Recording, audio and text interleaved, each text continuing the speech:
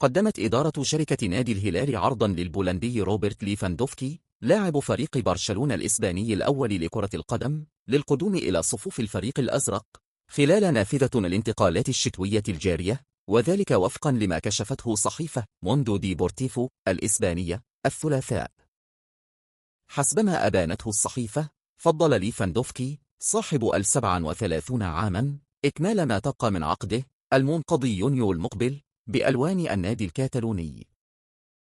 وأوضحت صحيفة هياز الإسبانية أن إدارة الهلال وضعت النرويجي ألكسندر سورلوث لاعب فريق أتلتيكو مدريد الإسباني خيارا رئيسا لها بدلا من النجم البولندي.